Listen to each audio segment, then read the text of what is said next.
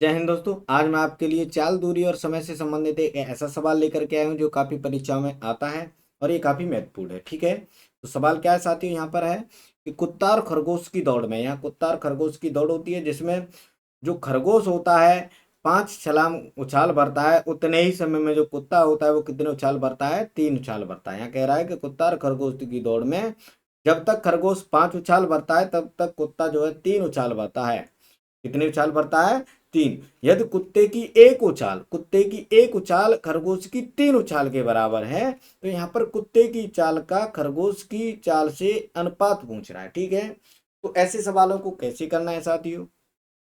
कुछ नहीं करना, यहाँ पर एक चीज लिख ले। सबसे पहले यहाँ देखो कि जो है कुत्ता एक ही समय में, खरगोश और कुत्ता कितनी कितनी उछालें भर रहे हैं। तो एक ही समय में जो कुत्ता है साथियों, यहाँ पर जो कुत्ता है वो कितनी उछाल भरता है साथियों?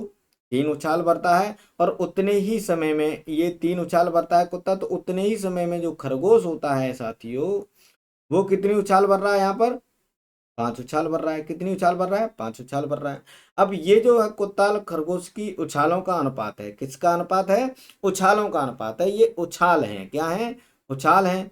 उछाल का अनुपात है यहाँ पर। अब चाल का अनुपात पूछ रहा है, तो चाल का अनुपात क्या होगा साथियों? यहाँ पर कह रहा है अगर ये जो आगे वाली बात इसने कही है कि एक उछाल खरगोश की 3 उछाल के बराबर है, तो ये अगर नहीं दिया होता, यानी अगर कहता कि कुत्ता और खरगोश की जो उछालें हैं वो बराबर दूरी की हैं, तो यही जो होता 3:5 ही इनकी चालों का अनुपात हो जाता। लेकिन ये जो छलांगे हैं अलग अलग हैं। यानी कुत्ते की जो एक छलांग है वो खरगोश की, ये डॉग की जो एक छलांग है वो रैबिट की 5 छलांग के बराबर है। कितनी? सॉरी, तीन। 3 उछाल के बराबर है। कितनी उछाल के बराबर है साथी? यहाँ पर 3 उछाल के बराबर है।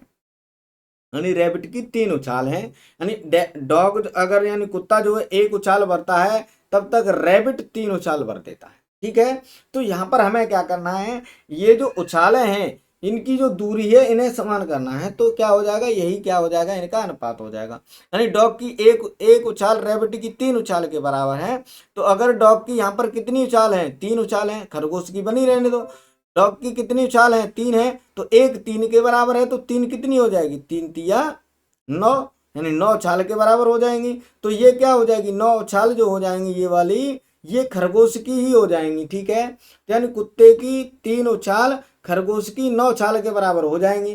तो ये जो चाल है का रेशियो है, बस जो जो चाल है वो एक ही इकाई में हो जाएंगी। तो यहाँ पर जो कुत्ते की उछाल की जगह हम यहाँ कितनी लिखेंगे? 9। तो इसका जो अनुपात हो जाएगा कितना हो जाएगा? 9:5। कितना हो जाएगा साथियों? 9:5। और यही 9:5 इसका सवाल का क्या हो जाएगा साथियों? आंसर हो जाएगा।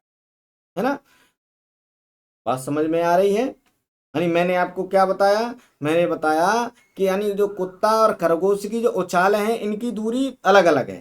ठीक है, दूरी अलग अलग है। अलग अलग कैसे है? क्योंकि जो कुत्ते की एक उछाल है वो खरगोश की 3 उछाल के बराबर है। यानी कुत्ता अगर यहाँ से यहाँ तक दौड़ता है तब तक खरगोश ऐसे करके 3 उछाल मार लेता है। एक यहाँ से यहाँ, एक यहाँ से यहाँ और एक यहाँ से यहाँ, 3 उछाल भर लेता है। लेकिन जो है ये एक उछाल में जितनी दूरी तय करता है खरगोश 3 उछाल में उतनी दूरी तय करता है। ठीक है, तो यहाँ पर कुत्ते की जो 3 उछाल होंगी खरगोश की कितनी उछाल के बराबर हो जाएंगी? 9 उछाल के बराबर हो जाएंगी। तो खरगोश की 9 उछाल और खरगोश की 5 उछाल, यही क्या हो जाएगा साथियों? इसका, इनकी चालों का क्या हो जाएगा? अनुपात हो जाएगा। क्योंकि एक ही समय में दोनों जो है ये जो दूरी है तय करेंगे। ठीक है, तो यहाँ पर कुत्ता और खरगोश की चालों का अनुपात क्या हो जाएगा? 9:5 हो जाएगा। यानी आपको कुछ नहीं करना है, जिसकी जो उछालें हैं बराबर दे रहा है तो आप उनसे दूसरे जो कुत्ता है या खरगोश है उसकी चालों की तुलना कर लेंगे और तुलना करने के बाद में उससे गुणा कर देंगे। ठीक है, तो आई होप तरीका समझ में आ गया होगा। तो ऐसा ही एक सवाल मैं साथियों आपको दे रहा हूँ, इसे आप अपने आप से करोगे। करने के बाद इसका जो आंसर है मैं कमेंट में बताएंगे। अगर साथियों तरीका अच्छा लगा है तो आप इसे लाइक और शेयर करें वीडियो को। और अगर आप नए हैं तो चैनल को सब्सक्राइब कर लें, जिससे कि ऐसे ही बेहतरीन सवाल आपको मिलते रहें। तो मिलते हैं नेक्स्ट क्लास में, तब तक के लिए धन्यवाद। जय हिंद, जय भारत।